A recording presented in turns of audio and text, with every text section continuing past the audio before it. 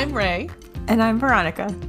And welcome to the Chick Lit Book Club podcast, where we read a romance novel and then we talk about it. Today we're talking about Queen by Royal Appointment by Lucy Monroe.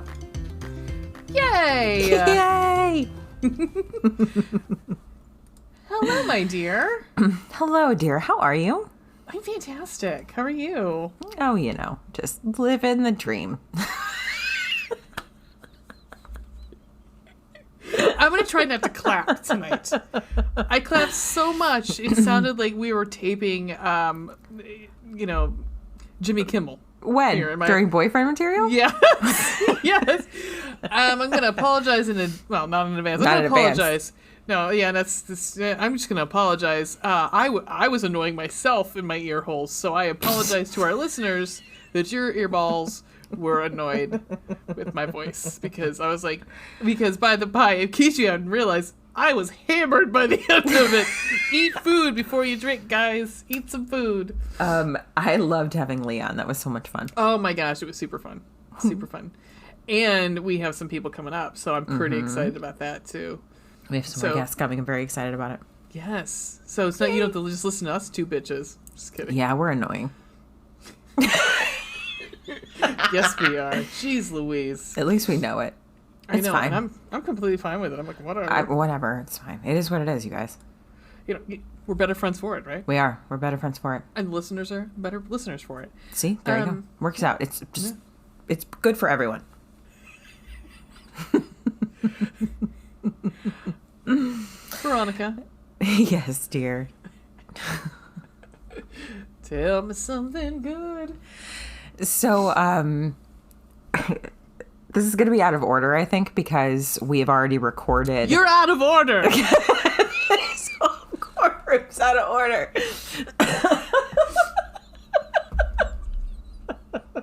It's like the joke from Boyfriend Material. It is. The cigarette machine is out of order.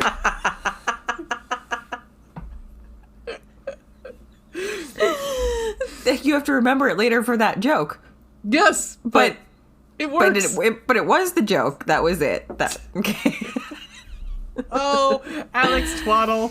Oh, Alex Twaddle. God, I really thought that was a joke. Like, I really thought. Guys, if you haven't listened to Boyfriend Material, please go listen to Boyfriend Material. Listen to Boyfriend Material. It's hysterical. Go read Boyfriend Material, too. Oh, you absolutely should. Boyfriend Material is a great book. Oh, before you're saying that, Alexis Hall had a new release this week. He did. Rosalind Palmer. I'll look it up. Okay. And so we're really super excited. He seems like a darling, lovely person. So we're 100% behind him in his new release. And Rosalind Palmer Takes the Cake. There you go. I knew there was cake in there somewhere. Mm-hmm. Yeah. So congratulations to Alexis. Yes. So sorry, I didn't mean to derail. Okay, so, whatever. So, this will be out of order because we have already recorded episode 12, and now we're kind of like backtracking a little bit. Mm-hmm. So, we got a new dishwasher, which was super exciting. And then the following day, we tried to run it, and it didn't fucking work. We were like, why? Why is this happening? So my bright spot is really that a guy came out and fixed it. So the dishwasher works. I meant to ask you because we were texting and I said, "Oh shit, did we jinx it?" And probably. Then, yeah. It was the water like shut off valve. It wasn't that it wasn't open. Like, I'm not so stupid that I don't know how to do that. But like, it was stuck. Like, even though it looked like it was open, the piece inside was not. So like, oh, okay. Therefore, water was not getting into the machine in order to start the cycle.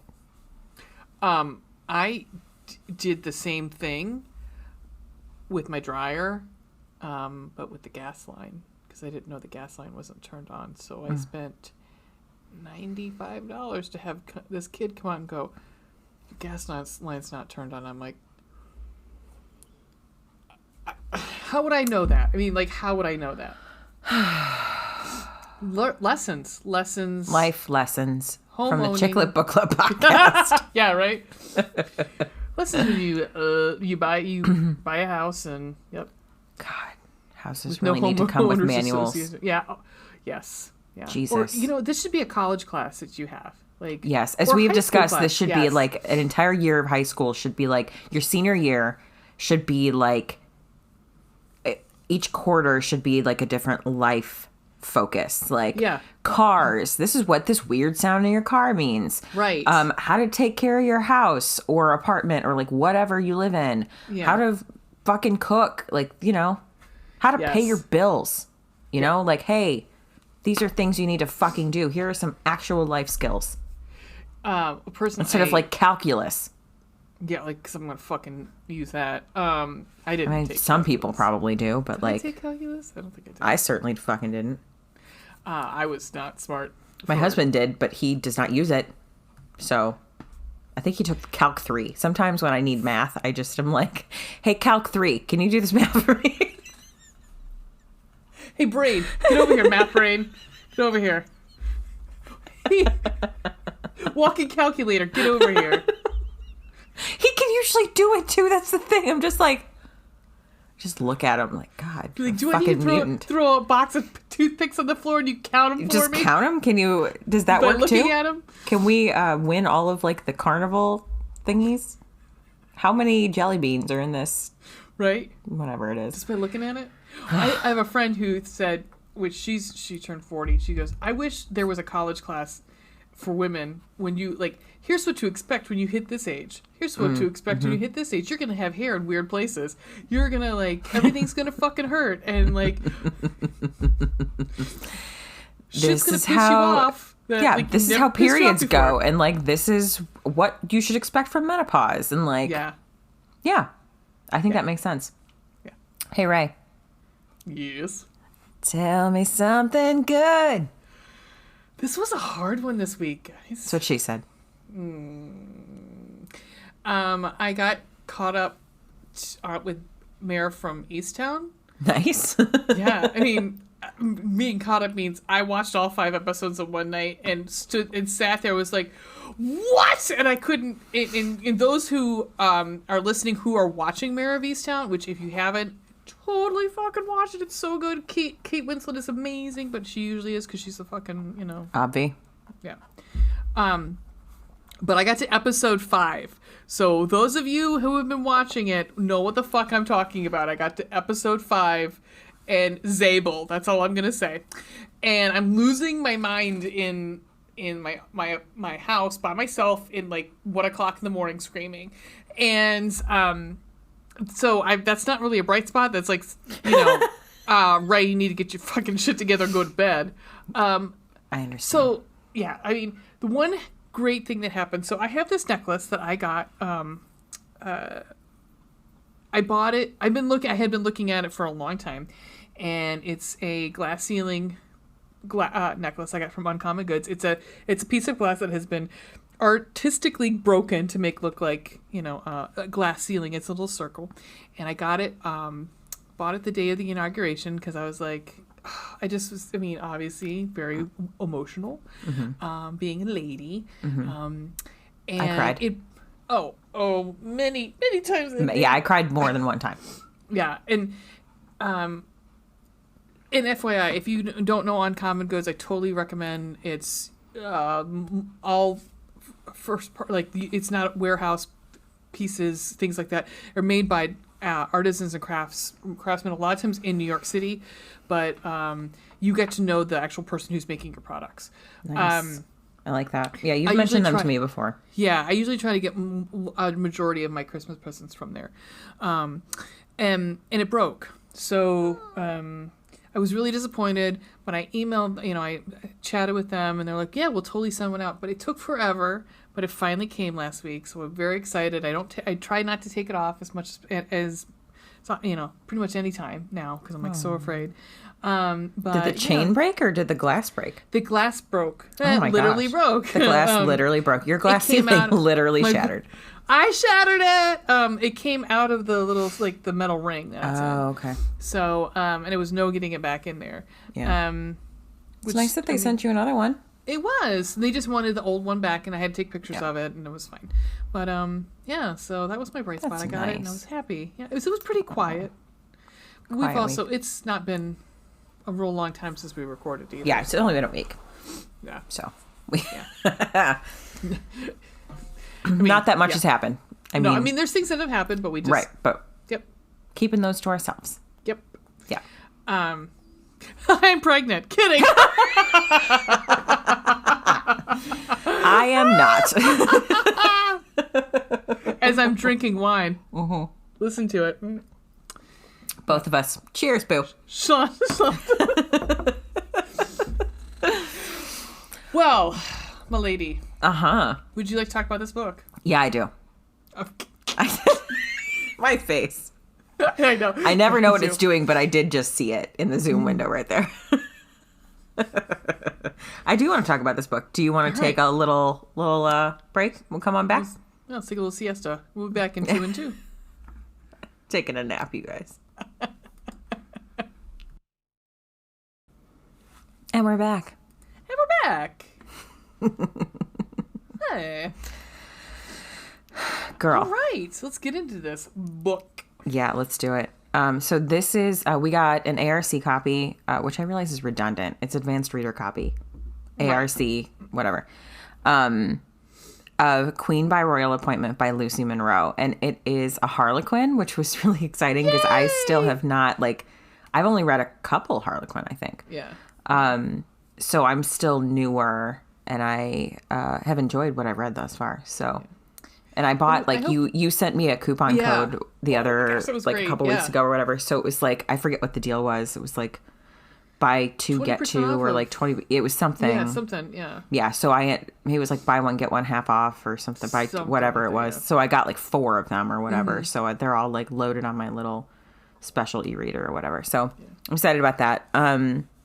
So this one, it publishes on, I think it might publish on May 25th. Yes. The date that this is coming out.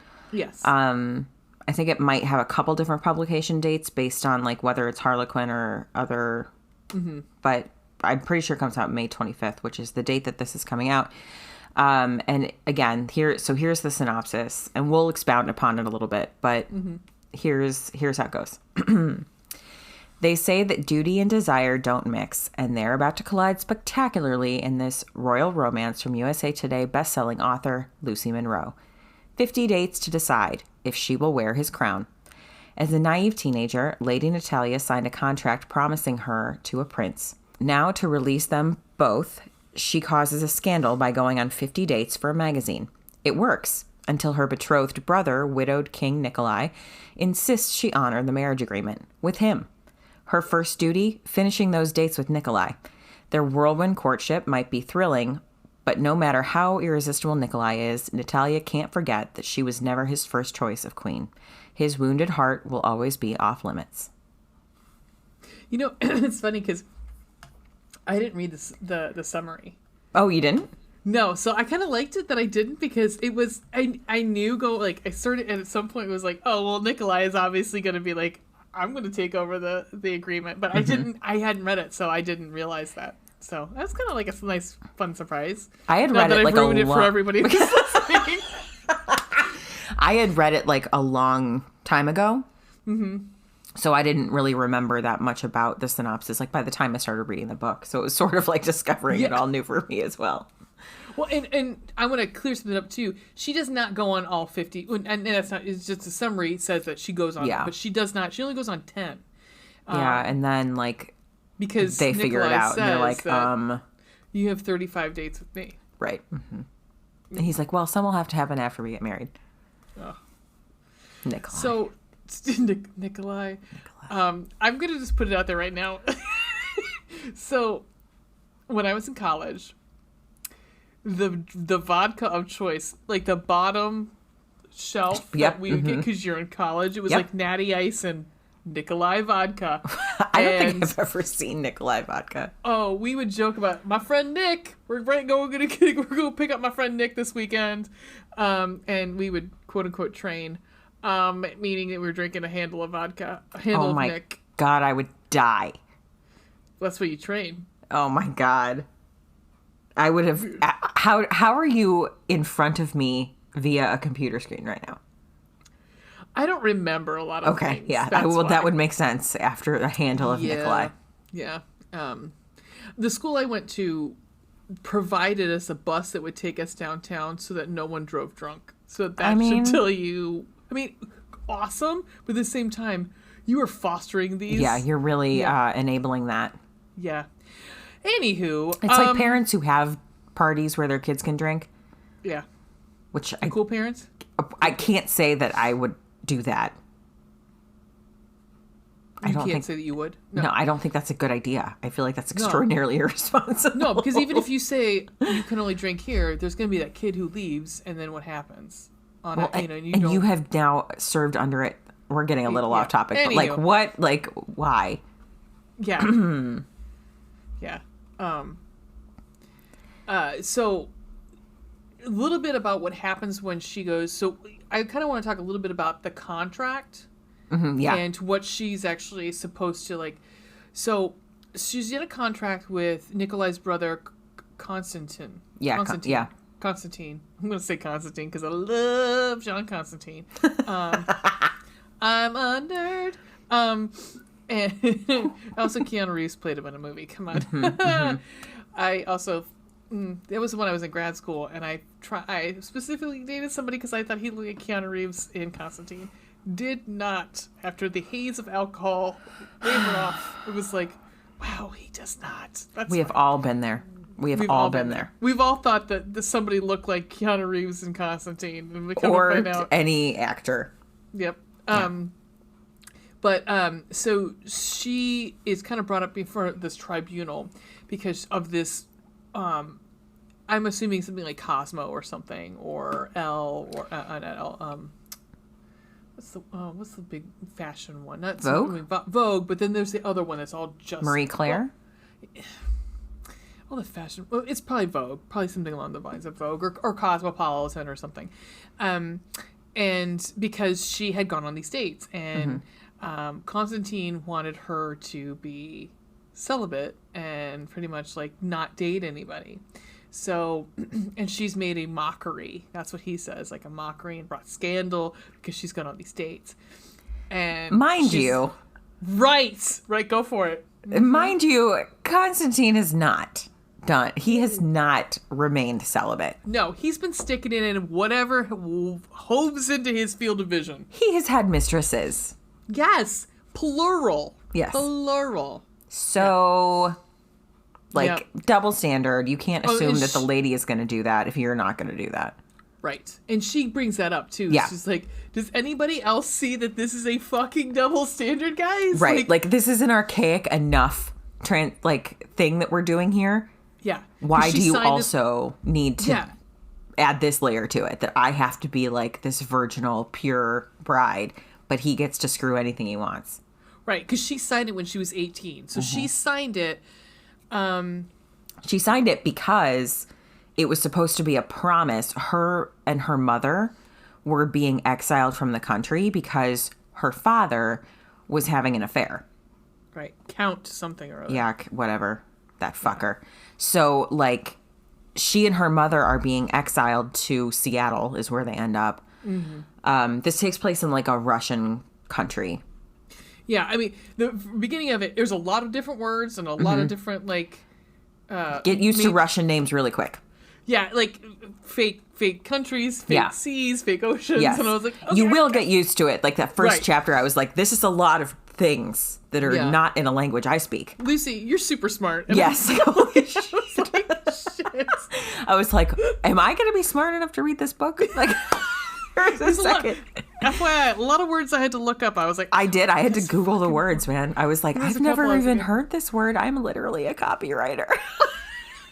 I was like, I don't know this word, but I learned some. Yeah. Congrats, Lucy. So anyway, she ends up at this... She had signed this contract. She was 18, and the stipulation was you have to marry a prince from the house of whatever. I forget what they're... Miras is the country.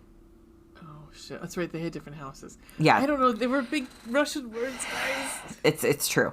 But she had to marry a prince from this family. And there are 3 of them. At the time, there were 3. Nikolai's family, yeah. Yeah. Mm-hmm. So it's Nikolai, Constantine, and then there's a third one, and I forget his name right now. He's the one that's in college. He's like in college. He's like 22 or something. Yeah, he's still young. Yeah. And she's 28. Yes, she is. So 10 years have passed since this contract was signed, which is all the more reason for her to be like, no one has exactly tried to fulfill this contract. No one's coming for me. Right, exactly. So she signs this contract that says she will marry one of these princes, and then 10 years goes by. Right. And the hope was that her mother could then come back to the country by marrying Constantine. Is that she could come back and so this whole thing, she's going on like, this is a double standard. This is what you did to me and my mother. Like, you fucking... And she's got this... She calls him uncle, but it's actually her mother's cousin. And it's her king. Fedor, right? Isn't it? Fedor. Fedir, I think it was. Fedir or something like that. Yeah. And he was completely fine with exiling her and her mom. Thanks for that. And thanks. And so she holds a little bit of a grudge, rightfully so. Mm-hmm. So King Fedir and Nikolai's pretty much family are like, well, you're trying to break this. You're trying to break this contract. She's like, no, you didn't hold up your fucking end of the bargain, dude. Mm-hmm. So, and he also has been sleeping around with everybody. So I don't think I need to, I'm not going to renege, but I haven't done anything wrong. Like, exactly.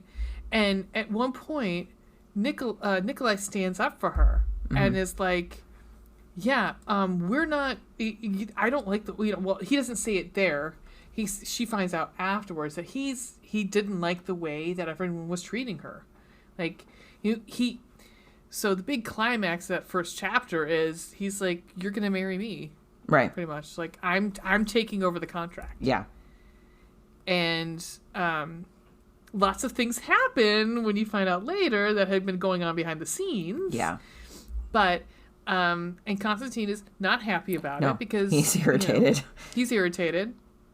And it's interesting, they're like all in the same country, sort of, but they're all like dueling families. So it's kind of like, it's a little bit of like Russian mafia almost. It's sort of, I think they were like, it sort of seemed like Soviet Union-ish to me, where like, it's all like they're their own independent countries, but they're all like UK-ish, like. Yeah, like how it used to be, where it was like, they were the, whatever, the Lord of whatever and Canterbury, and then you had this one over here, and then this, and something like that.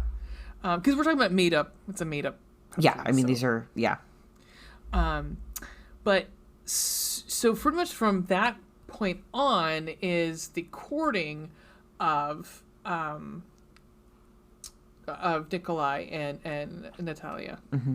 So do we want to add anything else? I don't think so. Okay. I don't think so. You want to go into because I don't want to give too much away. I mean, there's like, well, you know what? No, there's one thing we should talk about because it is brought up very, very early on. Is Nikolai was married and he had a queen, and she passed away. She died in a ski accident, and she was pregnant at the time. So. And also, I guess we should also say that Natalia has been in love with Nikolai. Yep. And she kind of like signed this contract to, very much, at that time she was 18, so it was very much a crush. Mm-hmm. But, she signed the contract to maybe kind of get over this thing that she had. Because at that point, he had been married already. Right. And so, she ends up becoming pretty close with him after his wife passed. Mm-hmm. She goes back for her funeral, and for the wife's funeral, Tiana, right? Isn't that what her name is? Tiana. Which all I could think of was the Prince and the Frog. So, yes. Yep. Anyhow, so they get kind of close. so she's got this in her mind that like they had this beautiful, fantastic marriage, and they loved each other. It's like fairy tale marriage. Very fairy tale marriage, and again, you find this out pretty quickly. Wasn't so fairy tale. Right. We'll let you discover why, but like, it wasn't. Everything was not as it seemed on the outside. Right. So. I'm trying to think if there's anything else that we need to cover before we start talking, so that way it doesn't seem like we're. She's a programmer. She's a computer programmer. Mm-hmm, yeah. And she works for her cousin, so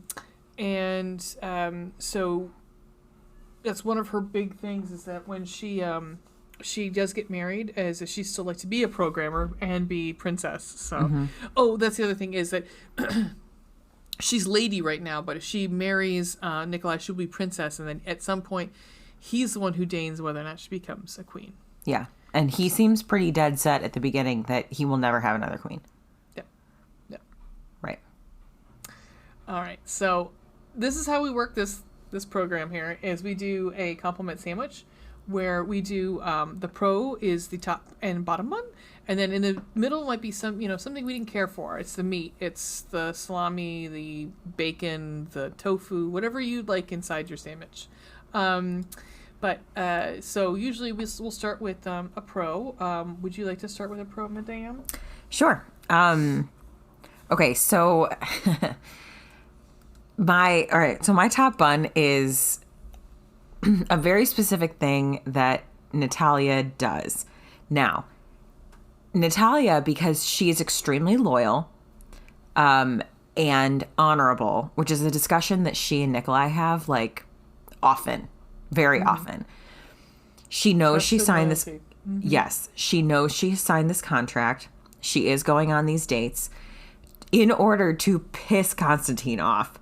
Oh, yeah. Yes, but within that, in order to piss him off, she allows a couple of them to stay the night at her apartment, but she does not sleep with them. They sleep on the couch. Yep. And leave in the morning. She also knows that he's following. He's having her followed. The family is having her followed. Both families are having them followed. Right, they are. I mean, it's not one-sided. Both families are having the other followed. Yeah. And so she knows that this is going on, and she just wants to piss him off. And so she lets a couple of these men stay over at her apartment just so that they question whether or not she's a virgin. So when she gets to the tribunal, Nikolai is like, she probably is still a virgin because she is honorable, and she would not want to break this contract because she knows she signed it. Right. So it does come out that she is, which is not, she allows people, she's like, I'm not going to tell them. It's none of their business, frankly. Right. But so they get to their wedding night, and mind you, she's 28 years old. And she's been pretty vocal about that. Yes, she is a virgin, but she knows what she likes. Yes. Hello, you don't get to be. So anyway, this is kind of where I'm going with this. So she's 28, and let's just be real. Like this takes place in modern times. There's planes. Right. It's not. Yeah, this we is should not have like, said that, but yeah. Yeah, it's a modern. It's modern.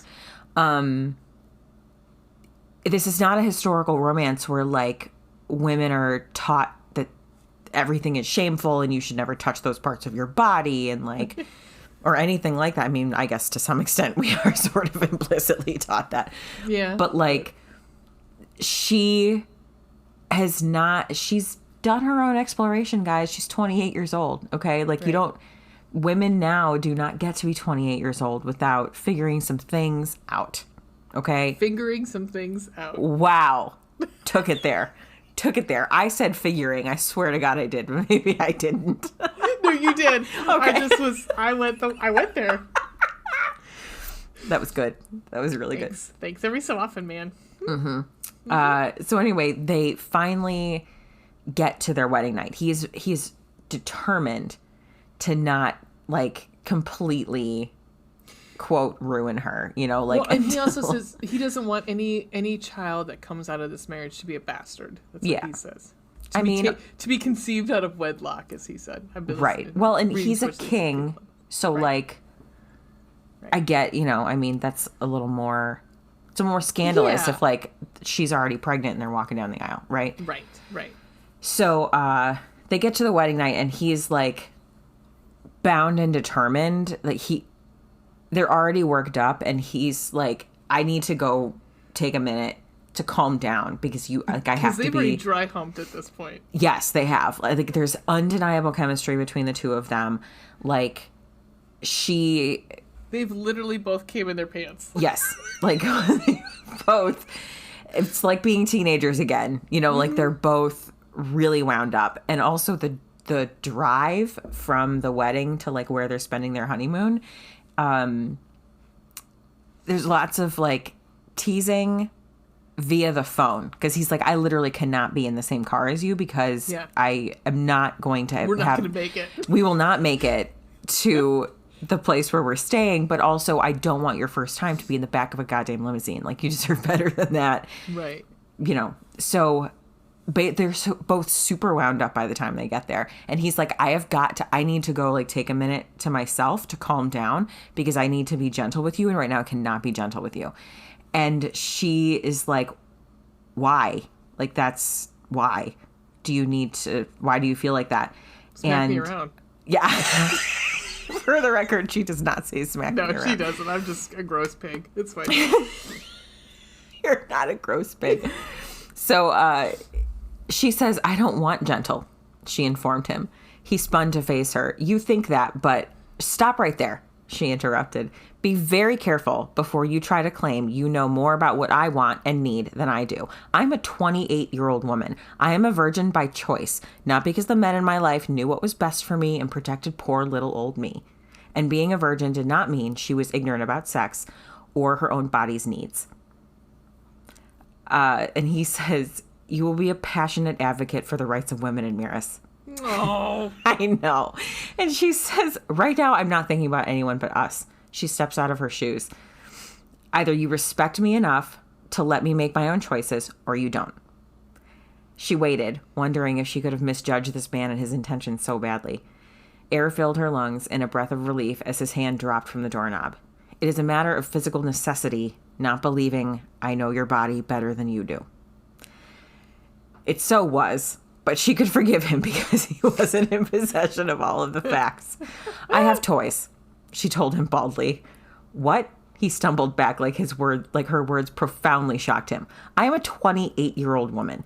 If you have a fantasy of a naive virgin in your bed, we can play out that scenario sometime. But right now, I just want you. What kind of toys? She rolled her eyes. I'll show them to you sometime. Maybe you'll want to use them with me, but not tonight. Well, because you and I had this conversation beforehand. We could probably factor out which ones they're not. Probably, yeah. She does mention that there's a pain at some point, like a twinge of pain. So we could factor out a category of sex toys that they aren't. Also, I'm going to apologize. There's a cat screaming in the background. Anyhow. I love that cat. I know, but I love that cat. So, at any rate, my top bun is that Natalia is like, no, you are not going to treat me like I am some 18-year-old, like, waif of a girl who doesn't have any idea what is going on and doesn't understand how her body works. I am 28 years old, and if I tell you that I want something, I want it. I'm not, like, please don't. We're not fucking around here. We're not screwing around here. Please do not. I mean, we are, but, like, please don't. Hello. Don't, like, tell me that you know what I need more than I know what I need because I know my body. Right. And to his credit, he's like, okay, I mean, sure. That's fine. And she, you know, honestly, like, throughout the whole book, she's very much like, and even though she said, yes, I am going to not renege on the contract, I am, although, you know, it's not a given that she's going to marry him.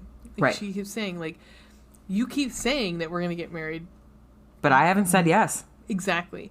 And so I think anybody else in that situation with this gorgeous man is like, we're getting married, be like, okay. Yeah, okay, well, sure. All right. Why not? I mean, talk to me tomorrow. I mean, but with her, it was like, she's like, no, he's absolutely gorgeous, but I have some, obviously have some trust issues because I had, I was betrothed to this idiot who for 10 years has been banging anything that came, Right. came into his sight. And he is adamant that it was a contract for one of the princes.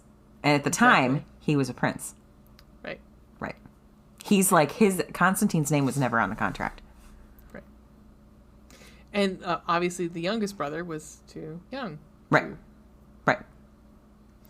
And she likes the younger brother, not like in a romantic way, but like they're friends. Yeah, yeah. And when the idea is floated, like when she's like, you don't expect me to marry him.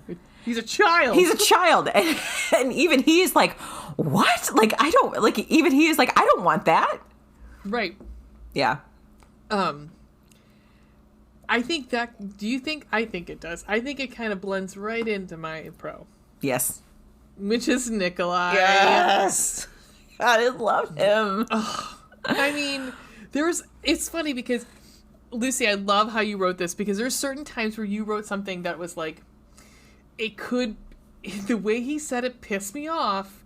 And then because I think I was reading it just like Natalia was, so I was thinking, you son of a bitch. And then all of a sudden he's like, no, you're not listening to me or you're not hearing what I'm saying. And then he explained himself and I'm like, oh, okay. Like that whole thing with the, what was it? It had to be the thing. Well, oh God, I can't. Well, I guess we can we'll talk about that a little bit. It was the merger between the companies. Yeah. And, she's just like, can we talk about this more? I just want to go to bed. Yeah. I'm just tired. I just want to go to bed. And like, he was thinking that she was holding sex from him. Yeah, that she was like intentionally being manipulative. Right. And so that way he would like, say yes. She would get her way or whatever. Right. And like and she was like, no, I am on my period and I'm exhausted and I just want to go to sleep. Like, yeah. But there was another thing too where he said something where she got so upset, and I'm drawing a blank right now, where the way he said it, you're like, hold up, and then when he explained himself, and you're like, okay, well, I totally get it now. I mean, what he does for her, these dates are like OTT at some point. You're like, he literally buys a horse carriage and horses and to take her on a tour of Central Park. Right. And then he like shuts everything down in Central Park to like have a dinner. It was Central Park where they had dinner too, right? Yeah, I think it was. Yeah. Yeah. Or like they blocked off like a big area because at some point people start taking pictures. Yeah.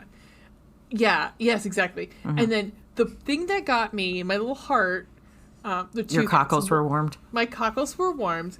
When she was in this contract with Constantine, towards like the very end where he realized he had to do some shit before like she was gonna break it completely because again it had been fucking 10 years.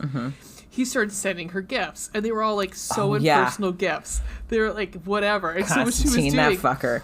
Is what she would do is she would eBay them pretty much for this charity, for families of cancer patients, so they wouldn't have to pay for pretty much what St. Jude does. So is that what about? I forgot what the. Yeah, so you don't have to pay for any hotel or anything like that.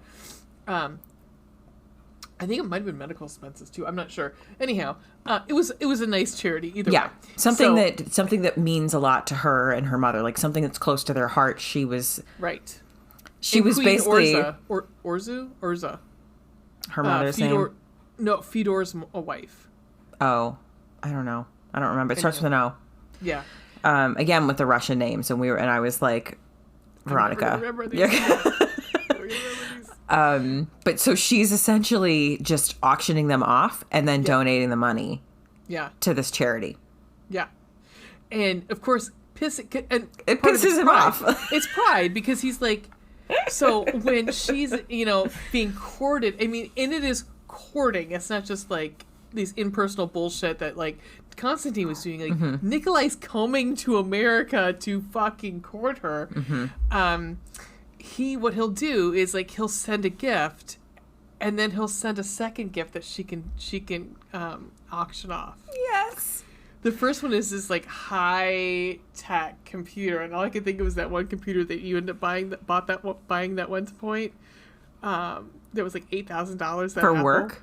Yeah. Yeah. All I could think of was that computer, and it was the newest shit that like their company is working on or whatever.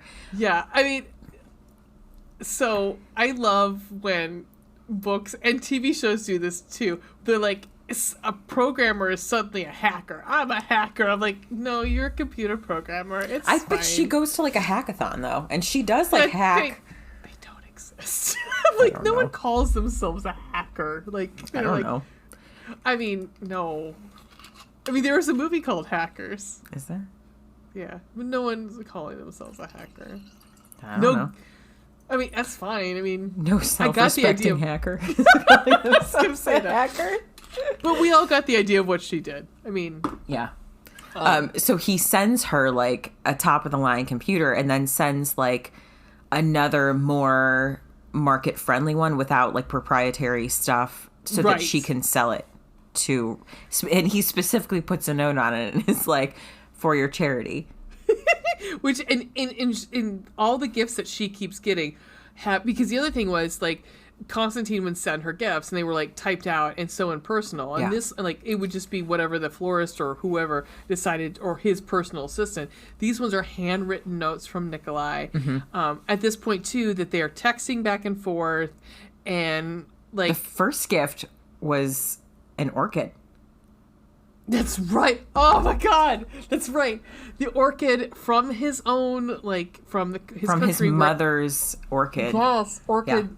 Yeah. Like collection or whatever. Because it had the stoneware from that had like the markings, the family of this, seal or whatever. Yeah. Mm-hmm. Ugh. Yep. Nikolai's pretty fucking amazing. Nikolai is pretty great. So he has this line really early on where he gives her nickname. And her nickname is Kiska. And he says, hearing you say that makes me very curious, Kiska. He could be as curious as the proverbial cat, but she wasn't talking about all those dark years when her father had lived with her mother in Valarios. Not for anything. I'm not a kitten. Oh, I think you are. You've proven you have sharp little claws, but you are not vicious with them, and I'm very much looking forward to petting you. She choked on her wine. She was saying, I can't believe you said that. I'm a king, not a eunuch. Fucking A. Mm-hmm. Some gorgeous Russian man was like, he called me Kiska. Fucking, we're done here. We're done here. Just take me back. Kiska. Yeah, if you didn't catch that, that means kitten. Mm-hmm. Yeah. Yep. He's pretty great. He's pretty dreamy. I'm not gonna lie. He's dreamy. Yeah. Again, I don't want to give too much away, but I mean, you can. So what Lucy also does is she puts in, we don't get a lot from him, but we get certain things in his perspective that you're like, yeah, I'm so glad we have this little, because he talks about how much he fucking wants her. Yeah. Like, and how long he's wanted her. Mm-hmm. And so you kind of like, oh, I am so glad. And it's not denoted as this is like, because some authors will denote this is in this voice or this it'll say like the name of the character at the top. There's nothing, and it's all in the third person, not first person, so like it's not, there isn't necessarily as much of a need to like denote that, like it feels more necessary when everything is in the first person.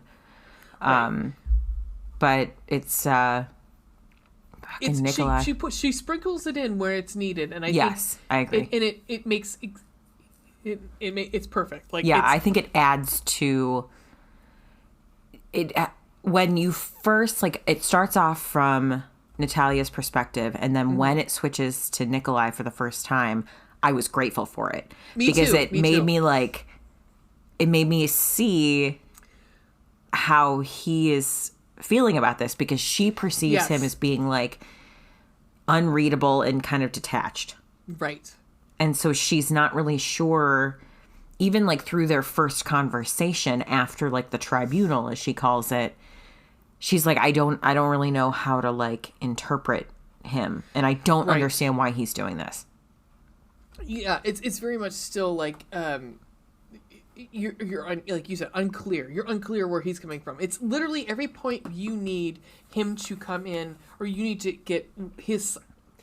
You need some clarity. It usually comes in because it's even at the after the scandal with the father. There's from his point of view too. Yeah. So Nikolai's amazing. So sweet. So sweet. All right, so now we move on to the meat discussion. So these are things that we might have, like maybe like something we didn't so much care for. Mm-hmm. Would you like to go first? Yeah. This is kind of a short book. I mean, it's only like short. I think the paperback is denoted as 224 pages, so it's pretty short. I just wanted more. Like, I wanted more detail. I wanted more Nikolai.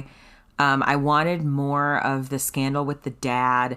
I wanted more, maybe like a scandal with the dead wife. Like, I kept waiting for that something would like come up, and you and I were like texting each other possible theories about like maybe what was going on with the dead wife. I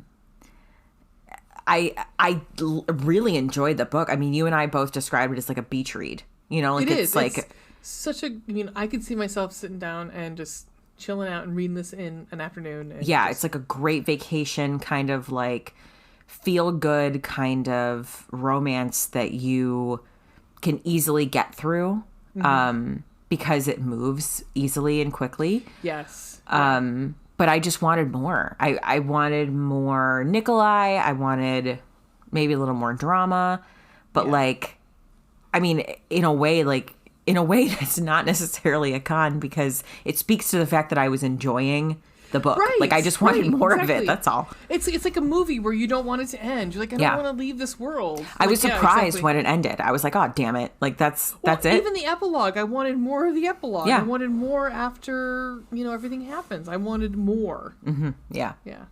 Well, and mine are very, very similar. I mean, I will just say, I actually wanted more Constantine. I wanted more, not so much I wanted him in it, but I mean, I did a little bit. I wanted him to see his reaction to his brother getting married to his ex-fiancée, that, and I needed more scandal. I needed more, not scandal, but I needed more information about the scandal that her father causes, because he's introduced very quickly, and we don't physically see him again. I think we needed a couple more interactions, because the ones, and not that I want to put a character through like trials and tribulations, but there should, like you said, more drama. There need to be a little bit more drama. He causes this huge scandal. We don't get to see, we only see one side of it. We don't get to see the other side in the fact that it's supposed to be this huge interview that he does. I'd have loved to have read some of the interview. Yeah. And seeing what he'd said, so that I could get pissed off on my end, going, "Fucking, that's not true," like on my end of things. I mean, not that I wasn't invested, but, yeah. So that was like, and like you said with the ex-wife and things like that. Like, there are pieces and parts that I would love to have been expounded on a little bit more, and to a point, it would have actually been really cool. And this is just an idea for maybe like, if she decides to do a series about this. I think it is a series. Yeah, because you talk about the I feel like book 2 is supposed to be Constantine, but I could be wrong. I thought I read that somewhere, but maybe I'm wrong about that. That'd be interesting. It'd be interesting to see how she redeems him. Exactly. Yeah. I was thinking that as I was reading it, but be something along the lines of like, she's actually in the country. We get to see more of the country too. I thought that would be interesting, is to see how she related to the people. Yeah. I mean, what's the most exciting part of the Princess Diaries is when she goes to wherever and she's dealing with the people in the town. I don't remember. And maybe we'll get some of that, like, if that is like a continuation, like maybe we will get some of that. Maybe. Yeah. I don't know. Yeah, and the whole, I mean, not that I needed, like, a blow-by-blow, well, I hate to say it that way. With the dad, you mean? Yeah, with the dad and the mom's relationship. But, yeah, I mean, we needed something. I'm glad the mom didn't have to, like, face that, though. No, but it would have been interesting. And part of this, too, this actually might make a really good passion flicks, because we could delve into this a little bit more and see, like, we could see a little bit more of the mom and dad's relationship before she comes over, and how she has, because she's plays such a small role, but she actually is a decent character. I mean, she's a decent character. Like, it would be actually interesting to see her build a little bit more, maybe have a romance of her own, you know. So that's my con. It's just, and it lines perfectly with yours. We just needed a little bit more. Yeah. 220. We're not used to that. Oh yeah, no. It's just a short book. That's all. It's when I say it's a third of Zapata. Yeah, this is a third of a Mariana Zapata. Yeah, but fair. Hit me with another pro, baby. All right. So my other pro, and it's part of Nikolai, but it's a specific part of Nikolai that, like, hit me right in the feelings when Cockles. Yeah, right in the cockles. Warmed them right up. Lit a fire. The way that there's two specific instances with the father. One, he physically shows up in person, and Nikolai literally uses his body to shield her from him. Like, he literally just walks in front of the dad to dismiss him. And he was a count, and he's disgraced, and he is also exiled. It's like, what? Yes, that's how I picture him. Exactly like that. Guys. Yep. No, so he already, Nikolai is above his station. You know, like, he's a king. And he just literally, like, dismisses him and is like, no, she doesn't want to talk to you. She doesn't want to dance with you. Right. And just dismisses him and walks in front of him and resumes his evening with his fiance. Just moves right on. And then when the scandal breaks, whenever, a couple weeks later or whatever it turns up being, it's very close to the wedding. It's only like 2 weeks before the wedding. And she is terrified. She's like, he's going to call this wedding off. Like, this is going to be awful, like, for publicity and whatnot. And she's like, maybe I should just call it off because, you know, it'd save us all the embarrassment. I don't want to bring this into this new country with these people that are supposed to be my people. And, like, I want to put this on Nikolai. And he's like, first of all, I want you to come now to Miros instead of next week. And she says no. And so he just fucking gets on his plane and flies to Seattle. And happens when you're a fucking king, man. Right? And so, like, he just rolls up to Seattle to see her and protect her because he's worried about the paparazzi. He's worried about, like, the onslaught that she might be facing because this interview is just, like, we don't, like you said earlier, we don't get the any quotes from the article, but she kind of gives, like, an overview of what he says a little bit in parts. And so he is like, she's going to face this onslaught of bad publicity, and I want to be there for her. I want to help shield her from that. Well, she also has an anxiety attack on the phone. Yeah, she does. With him. Like, and he can hear it. He can hear her breathing. Like, because he tells her, give the phone to your cousin. Demson. Yeah. Give the phone to, or put it on speaker because it breaks protocol. Right. That's right. Because no one is. I was like, this is the mafia, guys. Yes, because it says, like, as a royal, when you grow up, like, you learn to not ever put your phone on speakerphone because people could eavesdrop, people could hear what you're saying, and he specifically says to her, Kiska, put your phone on speakerphone so that I can talk to your cousin, because she's having, like, a massive anxiety attack. So he ends up just hopping on that plane, comes over. I will see you in hours. I will see you in a few hours. Yeah. And flies over.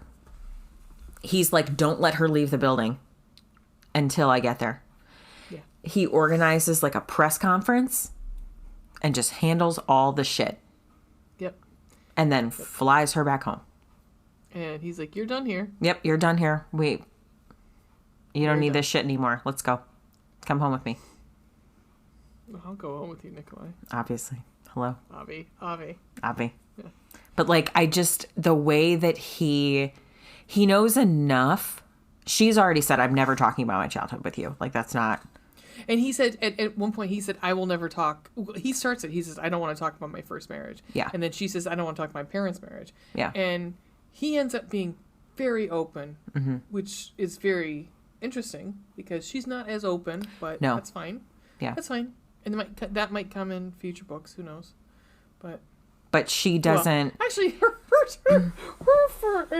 past is kind of splattered on a tabloid. Right. I mean, it's, although of course it's not like an accurate representation, but he can tell that things were not okay in her house growing up.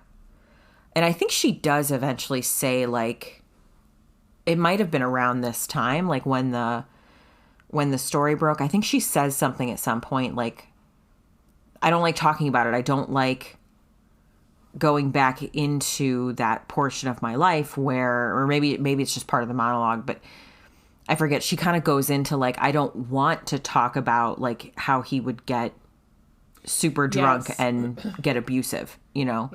Yeah. So he knows enough to know that, and he saw her reaction when her father showed up. He knows enough and cares about her enough to be like, no, we're not doing any of this, and I will protect you and I will keep you safe. Yeah. The other thing, so I did want to read this one part. When is this? I forget. This is before they get married. But they're talking before, I don't remember where they are at this point, but they're talking before they get married. And they start to make like promises to each other. Oh yeah. Yeah. And I like can't, I mean, I died a little inside.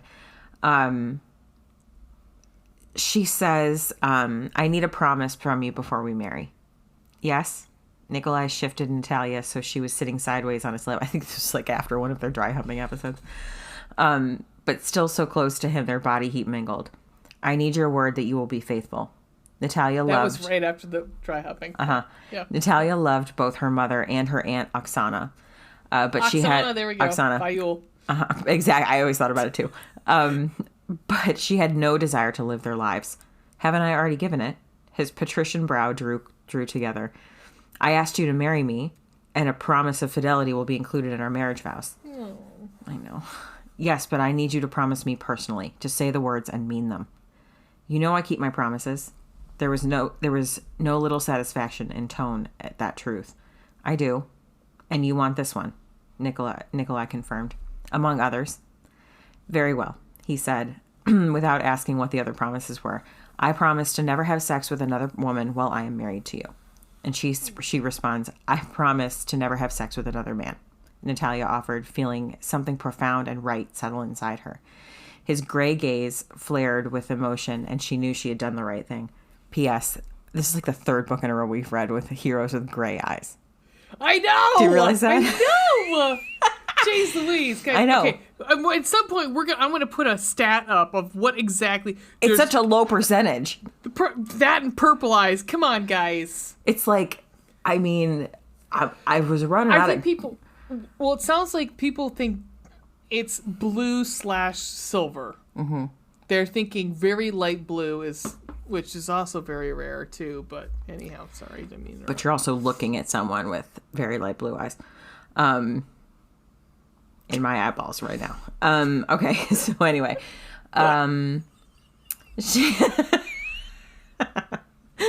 My eyeballs. My eye holes right here. My eyeballs. Mm-hmm. Yep.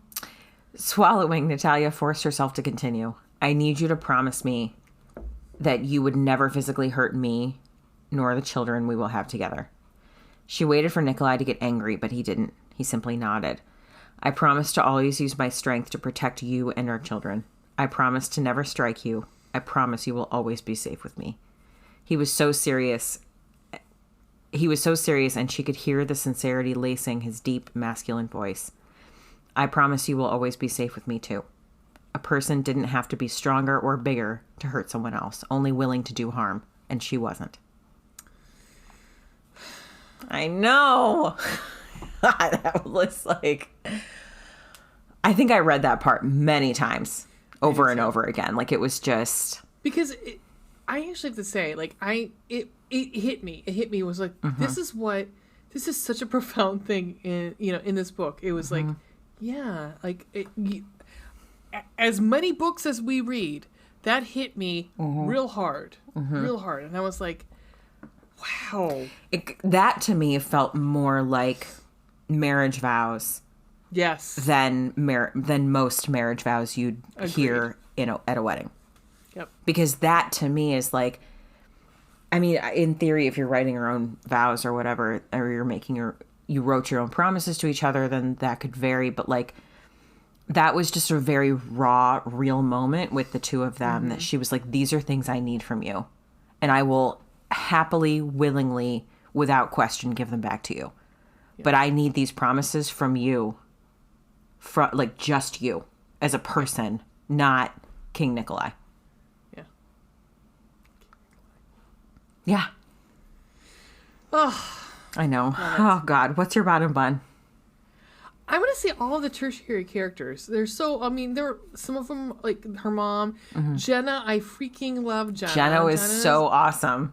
Who's her best friend, and she doesn't show up very often, but when she does, she's kind of cute. She's super cute. So Jenna is the kind of cubby reporter who writes the article about 50 First States. And I wondered if Constantine is going to get with Jenna. That's what I thought too. I thought so too, because every time we turn around, Jenna's like, "I gotta break up with my boyfriend. I gotta break up with my boyfriend." And I thought I was kind of like, oh, I hope this works out, because he gave her a look. It says at one point he gives her a look. He gives Jenna a look. And I was like, But Jenna is she's a fashion reporter. And so she does, she does Natalia's makeup for all of her. But she ends up going over when, and meeting up with her for the wedding and doing I think she's like the maid of honor. She's the maid of honor, but she's also her stylist too. So, because the magazine wants her to continue to do that, but it's just it's a cute character. It's not there's nothing obnoxious about it. It's just she's just nice, sweet. She's supportive of Natalia, and she's kind of the only person. I mean, Nikolai is very supportive of her, but she's the only person who's 1,000% supportive of Natalia, no matter what Natalia says or does. And Nikolai.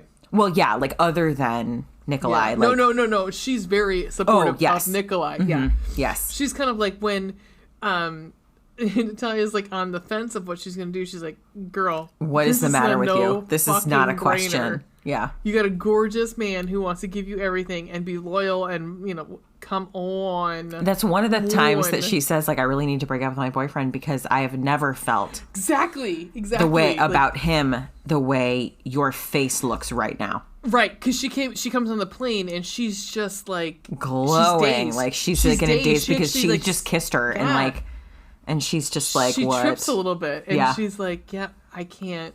This is not. She's like, I've never felt that way. Yeah. I need to break up with my boyfriend.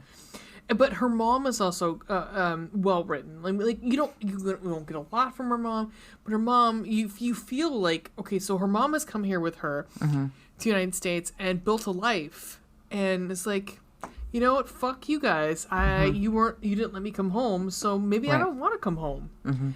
And so she's kind of maybe the foil, who's like, you don't have to marry Nikolai. I don't need to go home. Yeah. And so, because she's the one who convinced her to sign it in the first place. Right.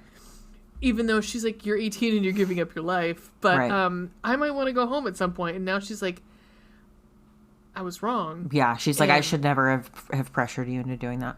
Yeah, so... And she's well written. I mean, even we've talked about this all the time. Even Constantine, he's such a dick. You're like, right. Yeah, you have feelings about him. Yeah. So he's got to be well written in some way, So I have to say, for 224 pages, she crammed a lot in. She crammed a lot in, and she in the writings is pretty good. Yeah, it's good. Yeah, I enjoyed it. I mean, I did not I didn't have any issues with the way it was written at all. No, absolutely not. Yeah. So I have to say, we'll flesh out. We've read far worse. Oh, yes, we have. We certainly have. We have. Check out our website. Anyhow, no, I'm kidding. Lucy, you're amazing. Yeah. But I would have liked more of everything. Yeah. Of everything. And I think, again, like we said, that should be something to be proud of. Right. I wanted more of everything. I wanted more of the world that you created. I just wanted more of it. Yeah. I wanted more of the mom. I wanted more of Jenna. I wanted more of this. And again, we might be getting that. I don't know. Yeah. But I wanted even more of King Fedor. I wanted to, Yeah, in the sense that I also wanted to put my boot up his ass. Mm-hmm. Oh, for reals. Poor Queen Oksana. I know. By Yule. Okay. So, what else do we do on this podcast? I know. I was just like, wait, what's next? I always forget whether we're supposed to do... so stunt casting is next. Do we do recommendations first? Wait. No, stunt casting rating. No, would you recommend this book? Oh, well, yeah, of course. Yeah, I mean, duh. If you haven't guessed over the last hour of our discussion, we enjoyed this book very much. Yeah. Find a wonderful little beach in your area and just go chill out with a we're getting that time. You've got an afternoon. Fucking do it. If you rock it out. Yeah. And check out more of her books too. Mm-hmm. I mean, yeah.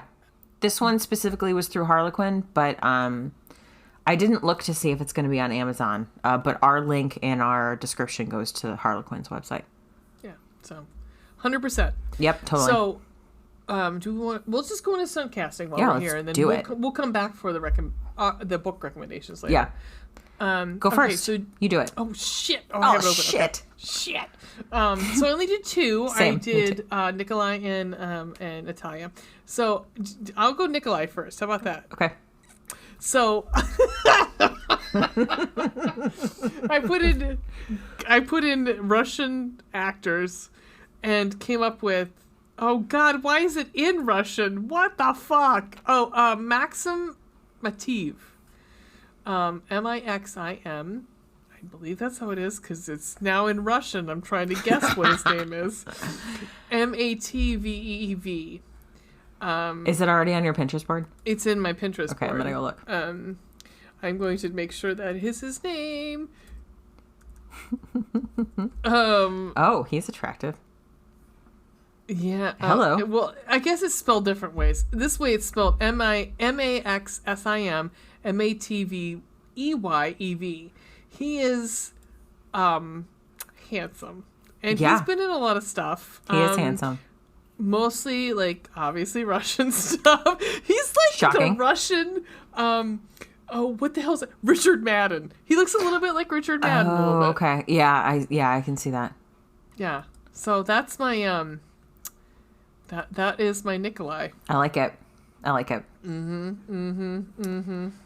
Oh, God damn it. Yeah, mine translated into Russian too. But I still have the tab open. So my Nikolai is... Ooh. I know. So we both were... we try to stick to the nationality of the character. Representation matters. So these are Russian characters. So we both tried to stick with Russians. There was, when I Googled actors with gray eyes, the first one that came up is a super hot dude. But I was like, you, sir, are Latin.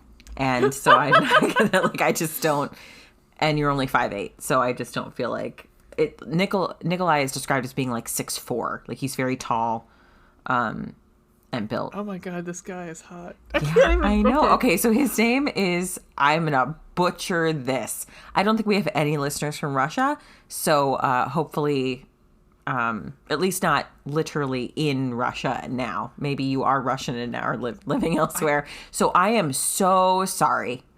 God, it's beautiful. Danila Kozlovsky. I think that's close, sort of. He is super hot. I can't look at him. I know, he's like really terrifyingly attractive. Like, I mean, like I feel awkward. Like I can't look at him. We've decided that like they grow him real nice over in Russia. I mean, Jesus. I know. So I'm trying to, let me look at like things. I think he's mostly been in Russian things. He is a Russian stage and screen actor. He was born in Moscow. He is my age. Yeah, so mostly in Russian stuff. Therefore, like mainstream American audience wouldn't have necessarily known any of it, but it doesn't matter because he's super hot. Well, and my guy is probably about around my. I think he's like 41 or something like that. So he's around my age. So yeah, so we're talking like mid 30s to early 40s for our Nikolais, which is a little older. Like I think he's in his early 30s. Yeah, which makes sense. Yeah. All right, give me your Natalia. So I picked her, and then I looked up again. I looked up female Russian actresses, and this lady came up, and come to find out, she is a Bond girl. So it's Olga Kurylenko, and she was the first Daniel Craig Bond girl. She's actually 41, but you can't fucking tell because she's fucking gorgeous. Of course. If you look at my Pinterest, the one where she looks like so she's got the dress on that Betty wears in White Christmas when she sings, "Love, you didn't do right by me." She's got that fucking outfit on, with the white gloves and the black dress. Oh God, she's gorgeous. Oh, Quantum of Solace. Oh, is that what she's in? She's in Quantum of Solace. Okay, but she is a Bond girl. Oh yeah. She's okay. So that was three. That was three. So. Oh man, she's really tan in that movie though. Yeah. If that's the same person, I'm sure it's probably the same person. This one where she's got this stripy shirt on, and like, I mean, I can see her boobies pretty much. Her eyes. Oh, I mean, she's beautiful. I want to make out with her a little bit. I'm not gonna lie. Well, yeah, of course. I mean, so yeah, that's my. That's my. It's good, man. It's good. Thanks. I like it a lot. I also liked Quantum of Solace. So I thought when I saw that photo of her in the black dress, I was like, God, she looks really familiar. And then I was like, when it said Bond girl, I was like, oh, is that the one from Quantum of Solace? Like that's what I thought of. But she's very tan in Quantum of Solace. So like it took me a second. Like I wondered if it wasn't really her. You know how you don't watch Star Wars? Yeah. I don't watch Bond movies. You should watch all of the Daniel Craig ones. I've tried. Worth it. It's not my thing. No? All right. Well. No. I break my heel and I can't make it on. You make some dirty like joke. I can't do it. That's fine. That's fine. Empire Strikes Back. Anyhow, yeah. I love you. I love you. Love you so, too. Tell me about this gorgeous girl. All right. So the actress that I chose for Natalia is, again, Russian theater and film actress. Also, she's 35 years old. Elizaveta Boyarskaya, maybe? Okay. She's pretty. Yeah, she's very pretty. Again, like, she's mostly been in Russian stuff, so we wouldn't have necessarily heard of them. But she's been in quite a lot of pieces at this point. So regardless, she's very pretty. And she has an interesting upper lip. Yes, she does. Little it's like it's got a like right here. Mm-hmm. It's an actual bow. She has an actual like. Yeah. When they talk about a bow, that's what she's got. Yeah. that one picture, like, she's got those beautiful dangly earrings. Like, yes. Yeah. She's very pretty. Hello. She's very pretty. Yeah. But she's also, like, in the other picture I have, she's more, like, she looks nice, but she's not as formal. She looks more down to earth. Yeah. Like, that's sort of how I picture, like, her just, going to work and, like, doing her thing. Doing her thing. Doing her thing. Cool. Yeah, so that's what I've got. All right, let's do some eggplants and hearts. Yeah, let's do it. All right, so for those new listeners, again, welcome. Welcome. Eggplants are on a sexiness rating. So one eggplant might be fade to black. Like a Twilight level. Yes, Twilight. And then 5 might be, Jesus, penetration. Not even penetration. This is like fucking smut. 5 is like erotica. Yeah, it's porn. Porn on page. And then... Which is not necessarily bad. We're just saying it's... No. And then, so hearts are the romanticals. Is it super romantic? Or is it like, like one is going to be like, low heat. Like, not low heat, but like maybe just kind of like your tingles your cockles. The top is going to be like your cockles are inflamed and somebody needs to put them out. So like, that's what those are. 5 is like your screaming wire men. Yes! Why are real men? Yeah. Because my book boyfriend's so fucking amazing. Like, my heart has popped out of its chest. Out of my chest. And I'm watching it going, why are men? All right. So, eggplants. Give me an eggplant in my face.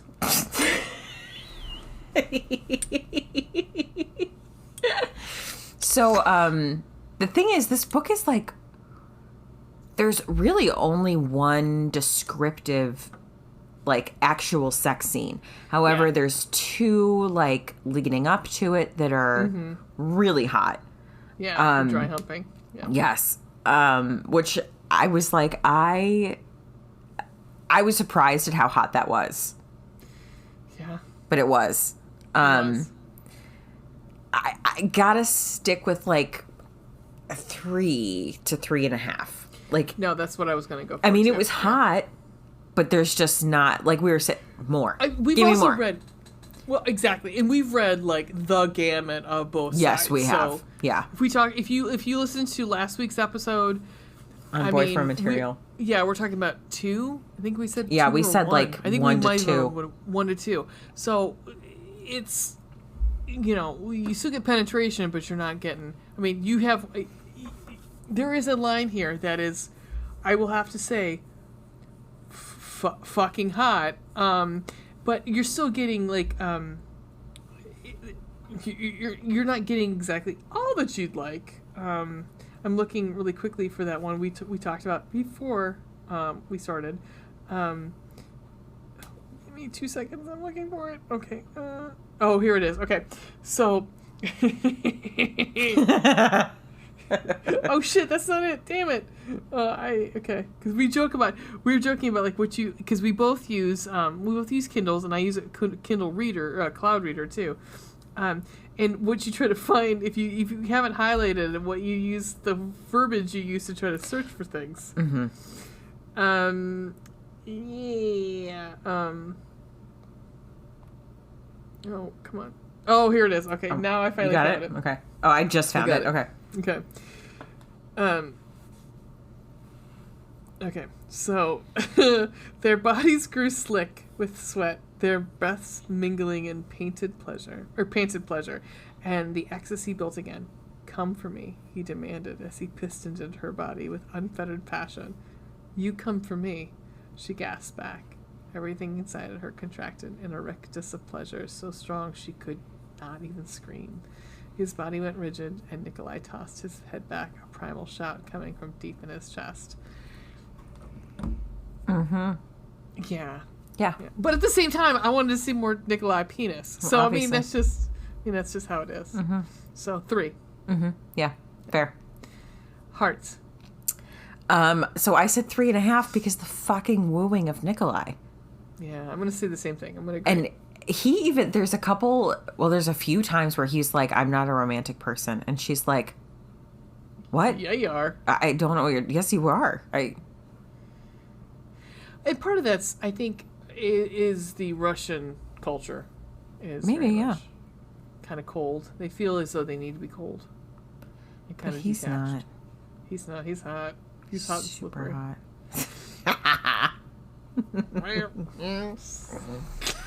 Oh, man. He's dreamy. Yeah. He's really dreamy. Yeah. Fucking, he's a snack and a half, man. He really is. Snack and a half. He really is. All right. So, do you want to take a little break and we'll come back? Yes, exactly. We're going to do that, and we're going to come back, and we're going to talk some other books, too, that we would recommend. Okay? Yep. Coolio. Coolio.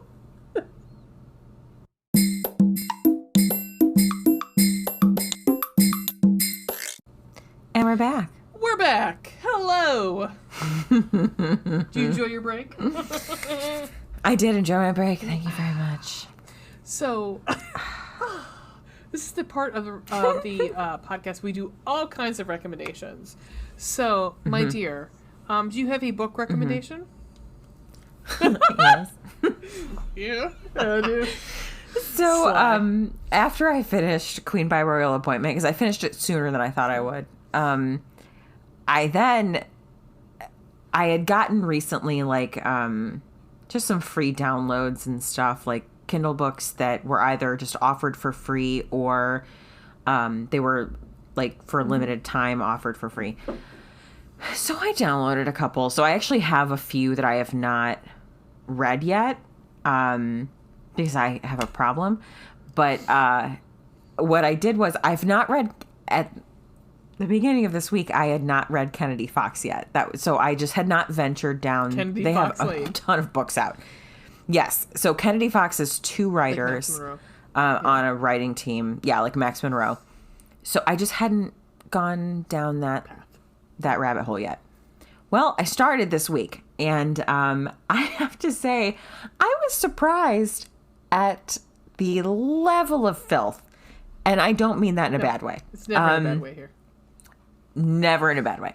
So there are like 6 books in this series, and they're all full-length novels. They're like 300-page novels, at least as far as I could tell. These 2 that I read are full-length novels, but they're duets. So it's a series of 3 duets, which is why there's 6 books. I read the first 2 called This Is War and This Is Love. It's about a couple named Travis and Viola. Of course, it's enemies to lovers because I have mental illness. Me too. We're in the asylum together. But seriously, let's go back to why so many people our age, so many women our age have that. And it's because everybody told us that the boys who like us are the ones picking on us. We talked about this first and second episodes. We did. I mean, that is, yes, because... Fuck every single adult that ever said that to us. And like I said, I think maybe the second episode, men are just sometimes assholes. Guess what? It doesn't mean they like me. It's just they're assholes. Guess what? You know what I'm going to say to my daughter? Yeah, same. Hello. But like, you know what? Or at least I have. Right now, actually, my male coworkers are pretty great. I will never tell my daughter that. Ever, not one time. I will say to her, if he is mean to you, don't fucking talk to him. Ignore him. That's the end of that story. You ignore him and you go find an adult. You let me know. Because Mama Bear ain't playing a fucking round. You start taking your earrings out and you're like, I'm going to take... Didn't I text you? I texted someone a gif of taking out your earrings recently. Yes, from True Blood. Yeah. Yes, was that you that I texted? I couldn't remember. So anyway, Kennedy Fox, This Is War, and I'm pretty sure that that's still downloadable for free. Because I did it. Because you did it. That, I shit you not, that is the filthiest fucking book I've ever read. I cannot wait. I said... In an extremely hot way. I go, you were telling me about it. I said, so I can't read it at work and or the gym. Fantastic, because I'll be fucking hot and bothered at the... You will fall off the elliptical. You will fall off of it. What's this stream of liquid that's coming off of the elliptical? You fucking came on the elliptical. 1,000%. Just fucking fall over. Like, you will not have legs that are viable for standing on a moving thing. Okay. So, it was extremely hot. I totally recommend it. And the second one is like, I assumed the second one would be a little less spicy because of the events that happen. Like the first one ends on a cliffhanger. And because of the actual, like the thing that happens that makes the cliffhanger happen, I assumed that the second one would be less spicy. It's not. Is the second one free too? No, the second one, that's how they get you. Fine. I mean, it's fine. Because spoiler like alert, we're going to be something. putting out an episode very shortly about naughty books, and we're just gonna. Actually, it's going to come out the same day. Buy these books, buy everything, buy, please, buy. Bye. Oh my God. Nope, okay. Yes. We missed the. It's going to be May, but anyhow. Oh. Brushing your teeth. You guys can't see us doing this by dance. I'm sure I mentioned on this podcast before that I went to see NSYNC. I have also seen NSYNC. Yeah, at Brown Stadium. In Columbus. I was wearing a temporary NSYNC tattoo. Good, I was one of the only girls, because I was just 21, there. Everyone else, well, not girls, but girls drinking, because everyone else is somebody's mom. Oh, sure. Yeah. I was two-fisting. I think I was underage still. Right. I've also seen the Backstreet Boys. I don't care for the Backstreet Boys as much. But that's fine. It's at the time I was in love, and it spoke to me. Yeah, of course. Anyhow. That's the age bracket we're in. So anyway, I think it's part of the Checkmate Duet series. So I recommend those, but they are spicy. Just letting you know. Cool. What do you recommend? Spicy. I decided to just delve into Lisa Kleypas again. Do it. I know You diving down back into Kleypas has made me dive back into Kleypas. I mean, okay, so I'm just like, I'm going to go back on the ones I haven't read, or the ones I think I might have read at one point, because I remember pieces and parts. Like, so here's the bad thing. We've talked, again, on our last episode, which will come out after this, and we talked about Goodreads, and I'm going to bring it up again. I love Goodreads, but at the same time, I hate Goodreads. Mm-hmm. Yeah, I have a love-hate relationship with it as well. It gets inundated with the positive reviews for things, and at the same time, like, okay, so let me step back for a second. So, Lisa Kleypas, I'm going to recommend her Gamblers of Cravens series. And I think I might have started these or maybe read them a long time ago. So the first book is Alex and Lily's story. And it's fine. Like, she's not a virgin. I mean, you find that out very quickly. So it's not like it's a enemies to lovers, shocker. Again, because we have an issue. Because we have mental illness. But she's very much, she's a classic Lisa Kleypas heroine. He's a classic hero. She's different. She's comes from a wealthy family, but she's kind of an outcast. You don't know why, but you as the reader do, but the rest of everyone else does not know why. I'm going to spoil it because it spoils in the first chapter, is that she has a child. The child was stolen from her. Yeah. No. Amazing. I mean, it's heartbreaking. It's actually like right up your alley because you like those car crash, like we call them. I know, but I don't know that I can handle the violence against children thing. It's not. I mean, Alex is so fucking amazing, and how he ends up handling the whole situation that you're like, I can't. So Alex is actually like betrothed to. Yeah, but like. I'm like Akio knife because I just want to stab the nearest human at thinking that someone has kidnapped my child. I'm not going to spoil this for you. I'm not going to spoil for the listener and or you, but you don't need to worry about your knife. You don't need to worry about it. It happens. Okay. All right. But she meets Alex because Alex is actually betrothed to her sister, and she doesn't think that Alex is good enough for her sister. So she's going to break them up. Well, things happen. And things happen. So Alex is blue blood, but he's amazing. He's such an amazing character. So then we go to Craven's, and this is the reason I think that I don't think I actually end up ever reading Craven's because Derek Craven's story because and that one is Dreaming of You. So the first one is Then Came You, and the second one is Dreaming of You. So I never, because I remember the reviews, and this is why I get pissed off at Goodreads, is like, well, I'm never reading this because he like slept with somebody else, and he went to her because he couldn't have the heroine. Mm-hmm. Okay. And so I thought to myself, I'm going to fucking read this, and I'm just going to, if it gets to that point, if I have to skip it, skim it, whatever, I'll do it. Okay, so... No, I'm gonna allay everyone's fears on this one. What happens is, yes, he does end up he has a bevy of he's a gambling hell owner. He owns he owns casino. Like a casino? Yeah, he owns a gambling hall, and he has wenches, quote unquote wenches, that live in the casino. They are allowed to. They make their own money. They everything they make goes to them. He's not a pimp. He just has them there. They have a fantastic life in this. They have health insurance and everything. Like and he doesn't touch the girls. There is one girl who looks like Sarah. Sarah is a writer, and she ends up saving the first chapter. She saves his life. And yeah, she's a badass, but she's a cute badass. She shoots a man and kills him. Nice. And all right. This maybe I shouldn't sound so enthusiastic about it. Fine. But, whatever.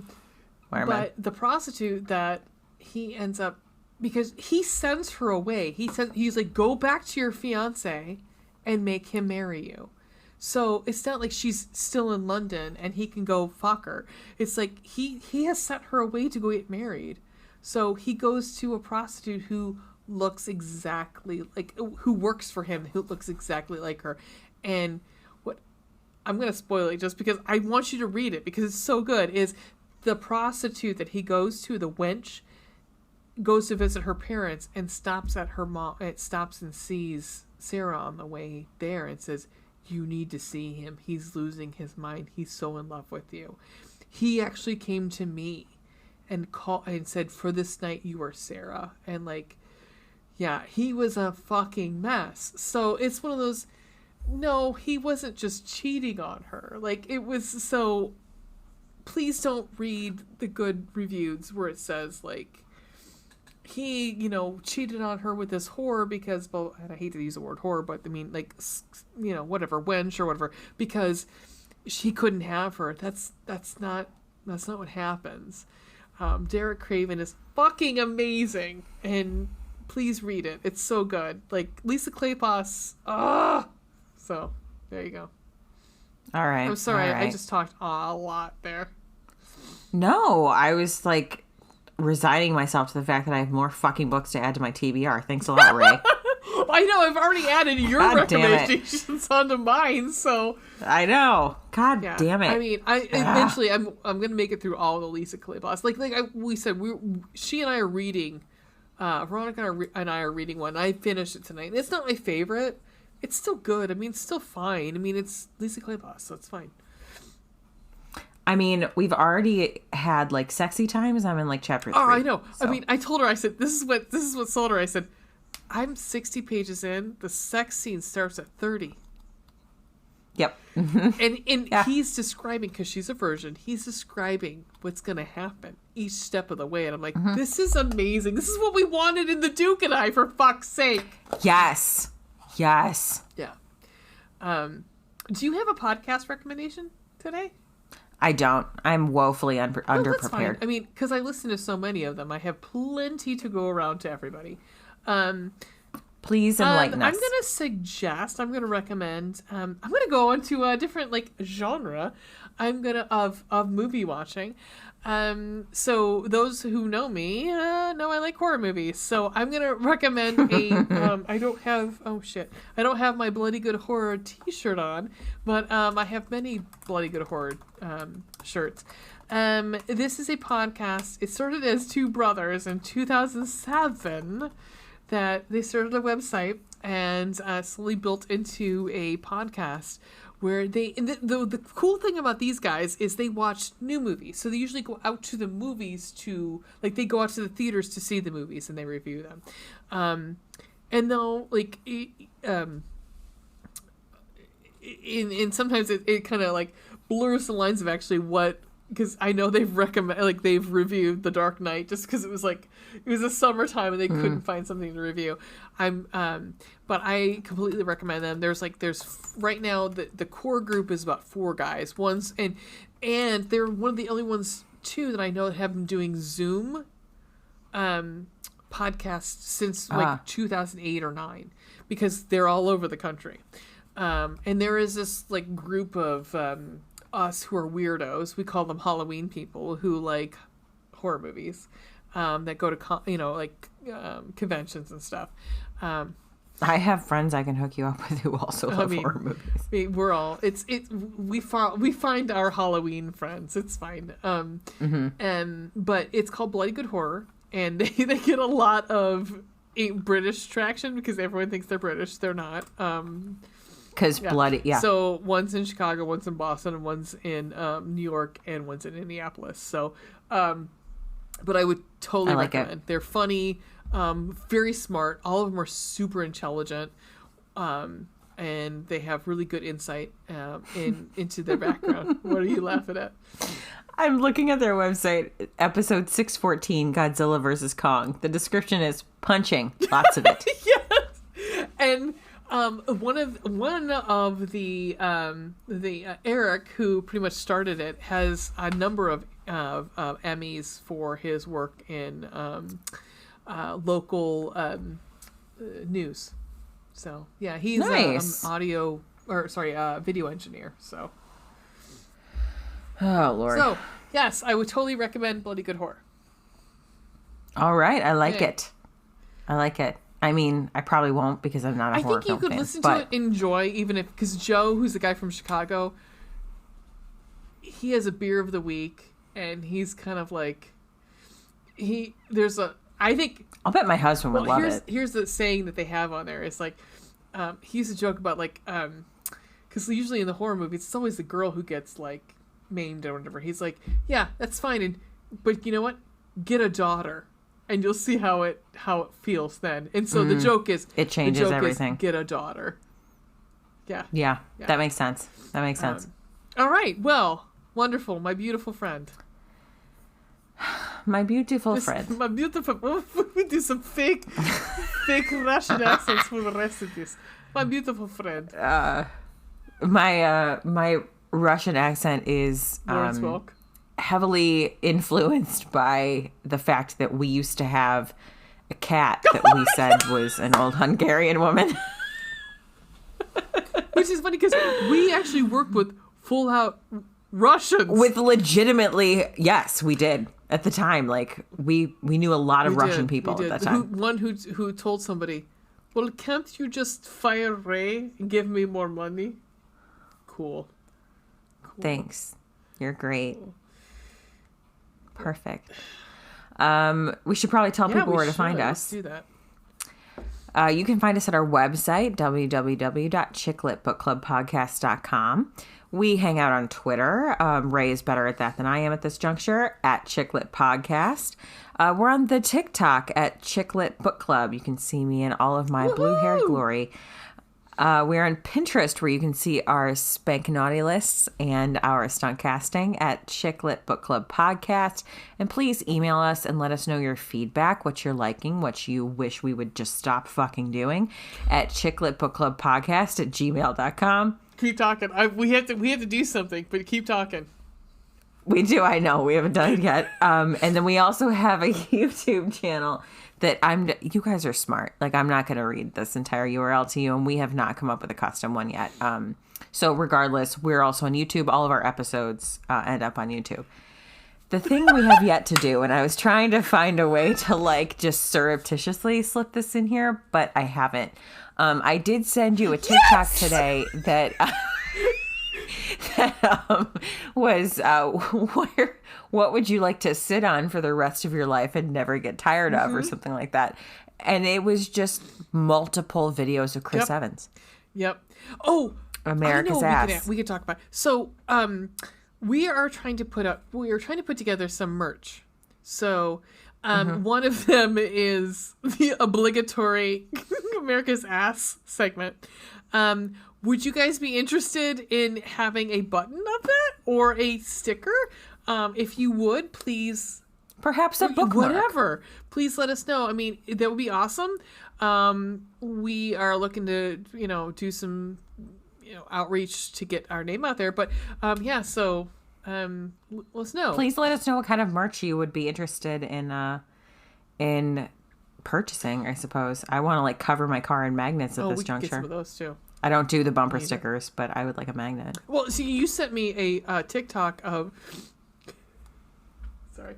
You sent me a TikTok of... Oh my God, I love this. I want to buy it for you so bad. I think it's sold out right now. But like, I was thinking of the Harry Styles. Harry Styles as... that was different then. The Harry Styles... I don't know. I want to talk... We'll talk about that afterwards. The Harry Styles doing the... and I've seen the whole bit before, the whole sketch. It's very funny. The Sarah Lee thing. And so it's like when he was doing the promotions for Sarah Lee, he's like, so you... On Saturday Night Live. Sarah Lee tweeted and was it Nick Jonas? I don't know which one. Nick Jonas that... What was it?